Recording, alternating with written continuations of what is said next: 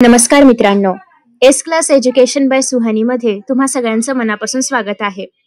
उद्या म्हणजेच 4 मार्चला ज्यांचा मराठीचा पेपर आहे, ज्यांच्यासाठी मराठी अक्षर भारती मराठी आहे किंवा जे प्युअर इंग्लिश मीडियमचे आहेत आणि मराठी ॲज अ थर्ड किंवा सेकंड लँग्वेज आहे, त्यांच्यासाठी हा व्हिडिओ आहे. ॲज यू ऑल नो की आपला हा जो मराठीचा पेपर असणार आहे, तर हा 80 मार्कांचा असणार आहे. त्यासोबतच याला 3 तास आणि एक्स्ट्राची 10 मिनिटं असा एकूण वेळ आहे. मग या वेळेमध्ये पूर्ण पेपर कसा लिहायचा, प्रश्न कसे सोडवायचे आहेत, उत्तरे किती मोठी लिहायची आणि पेपर प्रेझेंटेशन कसं असावं, आन्सर्स लिहिताना काय काय मिस्टेक्स होतात आणि आपले मार्क्स असे निघून जातात आपल्यामुळे किंवा सिली मिस्टेक्समुळे, तर त्या सगळं कसं अवॉइड करायचं हे सगळं आज आपण या व्हिडिओमध्ये पाहणार आहोत. So let us see. हे जे काही व्हिडिओज मी अपलोड करते यांची एक सिरीज असणार आहे आणि त्यातला पहिला व्हिडिओ आहे तो म्हणजे गद्य विभागामधला.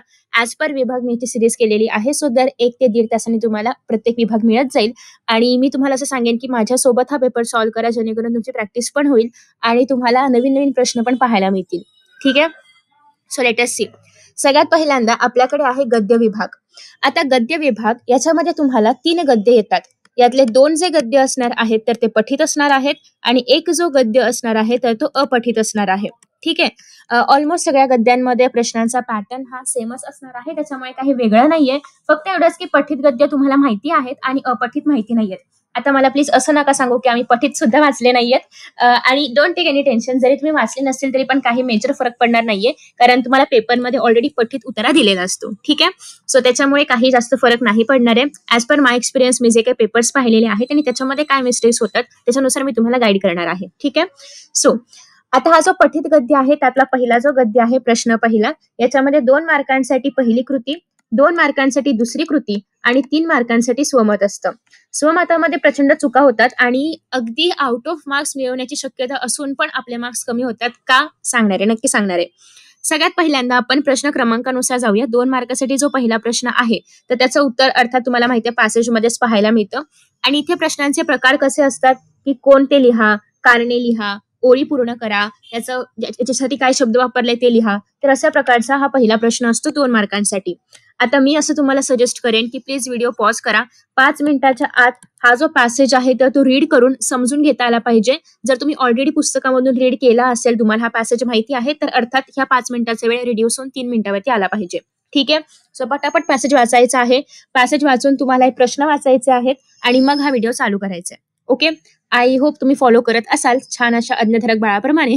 आणि आता आपण पुढे जाऊया. सो पॅसेज रीड केला असेल तर तुम्हाला याची उत्तरं कळली असतील. उत्तरं लिहिताना काय करायचं आहे. आता लेट मी शो यू की तुम्हाला एक मी थोडंसं सॅम्पल दाखवते की आन्सर्स कसे लिहायचे आहेत, कारण तुमचा हा पहिलाच पेपर आहे. सो तुम्हाला कदाचित माहिती नाहीये, जे मराठी मीडियमचे आहे त्यांचा ऑलरेडी एक मराठी पेपर झालेला आहे. सो ही आहे आपली आन्सर शीट.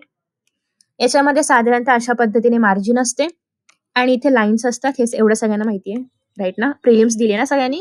गुड. सो आता याच्यामध्ये कसं लिहायचं असतं बघा पेपर लिहिताना. आय होप की तुम्हाला सगळ्यांना माहिती आहे पेपर लिहिताना बॉल पेनच यूज करायचा आहे, इधर ब्लॅक ऑर ब्ल्यू. ओके. आता आपण ब्लॅक पेन यूज करूया. सो इथे तुम्हाला जो बॉक्स असतो याच्यामध्ये मेन क्वेश्चन नंबर लिहायचा आहे, म्हणजे प्रश्न पहिला असं याच्यामध्ये लिहायचं. त्याच्यानंतर याच्या खालच्या ओळीमध्ये प्रश्न पहिल्यातला आता त्याच्यानंतर तुम्हाला एक लाईन ड्रॉ करायची, छानशी एकदम नाजूक आणि बारीक लाईन ड्रॉ करायची पेन्सिलने. इतकी नाजूक आणि बारीक आहे की दिसतच नाहीये, म्हणजे साधारण अगदी अशीच नको, दिसली पण पाहिजे ऍक्च्युली. सो अशा पद्धतीने तुम्हाला या ठिकाणी पेन्सिलने एक बारीक लाईन ड्रॉ करायची आहे. आणि सिमिलरली तुम्हाला इथे पेपर संपतो त्याच्यात आधी एकदम थोडंसं एक 0.5 सेंटीमीटर इतपत लाईन ड्रॉ करायची आहे. ठीक आहे. ही यासाठी की कदाचित तुमचे पेपर असे खूप जास्त असे घट्ट बांधले वगैरे जातात सुतळीने, तर त्याच्यामुळे हे असं फाटलं तर इथले कुठले तुम्ही जे काही शब्द किंवा अक्षरे लिहिली असतील ती जाऊ नये किंवा ते तिथे कुठे ते शब्दांवरती येऊ नये, म्हणून ही एक सेफ्टी लाईन आपण आपल्यासाठी ड्रॉ करायची आहे. ठीक आहे. सो प्रश्न पहिला आता त्यातलं पण पहिलं असतं आणि या पहिल्यातलं पण पहिलं असतं. सो तुम्हाला पेपर लिहिताना अशा पद्धतीने क्रम लिहायचे आहेत. प्रश्न पहिल्यातलं त्यातलं पहिलं आणि त्यातलं पण पहिलं आणि मग इथे डिरेक्टली उत्तर लिहायचं आहे. ओके. ठीक आहे. पहिल्या या ओळीमध्ये काही करू नका. इथे कुठे नाव, गाव, पत्ता काही लिहायचं नाही. फक्त आणि फक्त उत्तरच तुम्हाला लिहायची आहेत. इथे मेन क्वेश्चन नंबर येईल या पॅसेजमध्ये. प्रश्न पहिला संपला की खाली जितकं पण जागा असेल तेवढी सगळी जागा सोडायची, तिथे काहीच लिहायचं नाही. आणि प्रश्न दुसरा पण नवीन पानाच्या या बॉक्समध्येच आला पाहिजे. ठीक आहे. कोणीही प्रश्न पहिला इथे संपला इथून लगेच प्रश्न दुसरा सुरू केला असं नाही.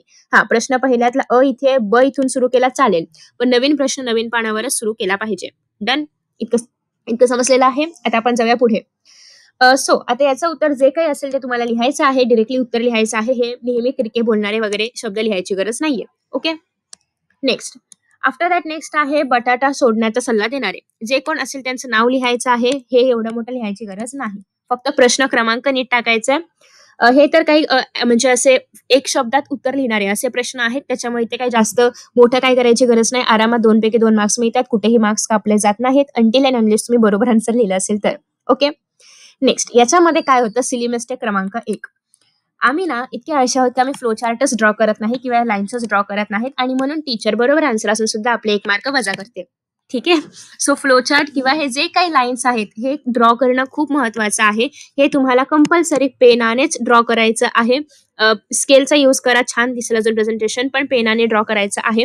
नेक्स्ट आहे प्लीज जागा बघा की तुम्हाला किती लिहावं लागते किंवा आधी लिहा आणि मग बॉक्स ड्रॉ करा, असंही करू शकता. दुसरी गोष्ट इथे त्यांनी जर रेक्टँगल दिलाय तर तुम्ही रेक्टँगलच ड्रॉ करायचंय. स्क्वेअर, सर्कल, ओव्हल असं काही ड्रॉ करायचं नाही. शेप बदलला तरी पण तुम्हाला मार्क्स मिळणार नाहीत. मग इव्हन तुमचं आन्सर बरोबर असेल तरी पण तुमचे मार्क्स जाऊ शकतात. सो प्लीज असे मार्क्स घालवू नका, कारण आन्सर बरोबर असून सुद्धा मार्क्स गेलं तर खूप जास्त रिग्रेट होतं.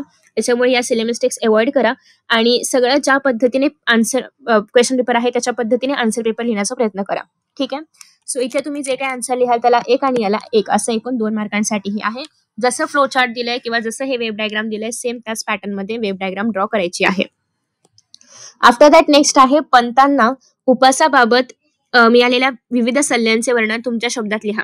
इफ दे हॅव मेन्शन की तुम्हाला तुमच्या शब्दात लिहायचं आहे, पण त्यांना ऑलरेडी सल्ले मिळालेले आहेत, सो तुम्ही सल्ले बदलू शकत नाही. जे काही सल्ले आहेत ते ऑलरेडी पॅसेजमध्ये दिलेले आहेत. तुम्हाला तेच सल्ले लिहायचे आहेत, पण तुमच्या शब्दात लिहायचे आहेत. प्रश्नाचं वेटेज बघा 3 मार्कांचं आहे. सो कोणीही 3 ओळी लिहून यायचं नाही.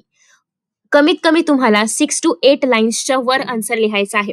I have seen many papers की ज्याच्यामध्ये 3 मार्कांसाठी 2 किंवा 4 ओळी लिहिल्या जातात आणि मग त्याला फक्त तुम्हाला 1च मार्क मिळतो 3 पैकी. का घालवताय हे मार्क? स्वमत आहे. सो तुम्ही याच्यामध्ये क्वेश्चनशी रिलेटेड, टॉपिकशी रिलेटेड काही पण लिहिलं तरी तुम्हाला मार्क्स मिळणारच आहेत. सो प्लीज मार्क्स घालवू नका. स्वमतामध्ये आपण असं सगळं काही लिहू शकतो, जे जे त्या टॉपिकशी रिलेटेड तुम्हाला माहिती आहे ते सगळं. सो जितकं मोठं ते उत्तर लिहिता येईल तितकं मोठं लिहिण्याचा प्रयत्न करा. ऍटलिस्ट लेंथसाठी तरी मार्क्स जाऊ देऊ नका.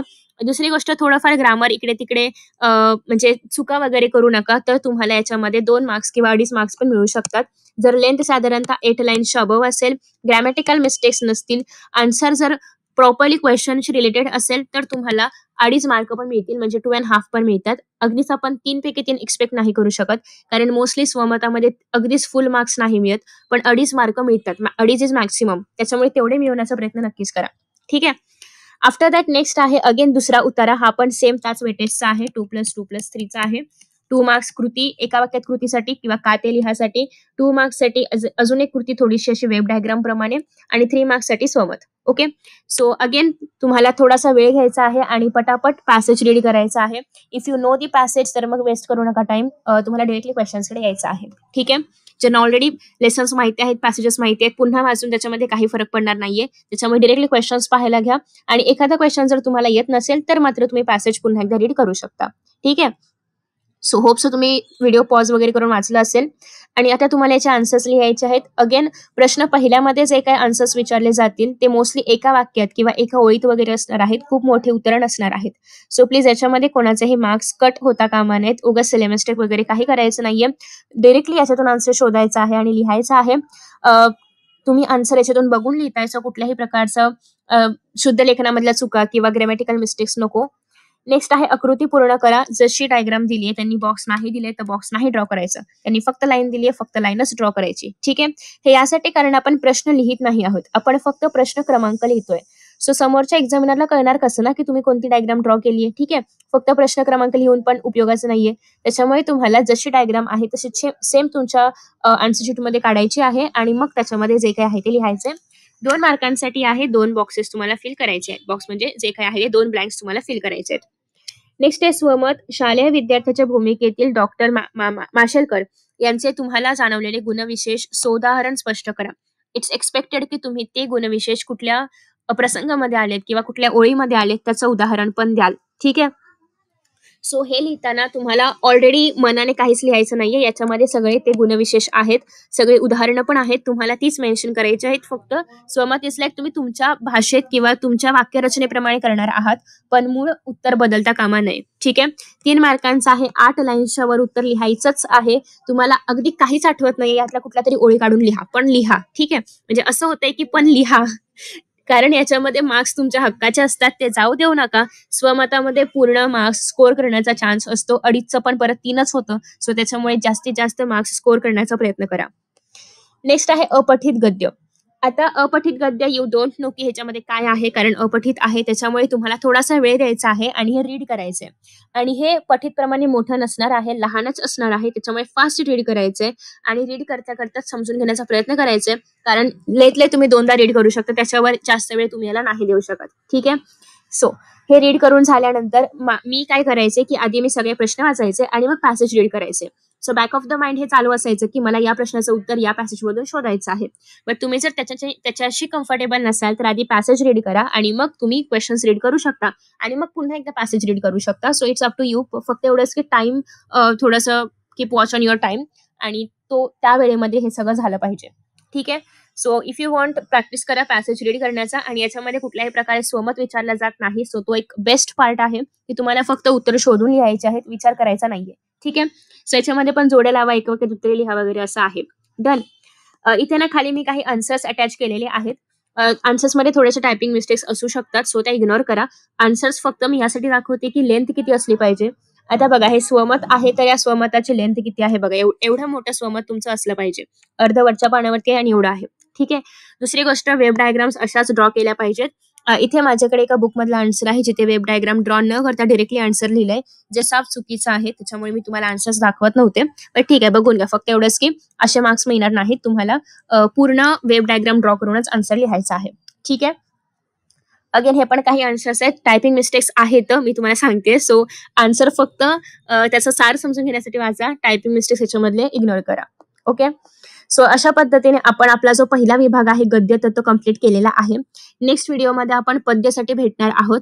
सो प्लीज तो व्हिडिओ पण नक्की चेकआउट करा आणि आय होप की तुम्हाला याच्यातून नवीन काहीतरी ट्रिक्स आणि टिप्स मिळाल्या असतील. शक्यतो जितक्या लवकरात लवकर तुम्ही हे सगळे पॅसेजेस कंप्लीट करू शकता किंवा गद्य विभाग कंप्लीट करू शकता तितकं पहा. जर तुम्ही सारांश लेखन करणार असाल तर तुम्हाला माहिती आहे की पुन्हा या अपठित पॅसेजवरती सारांश लेखन करायचं आहे.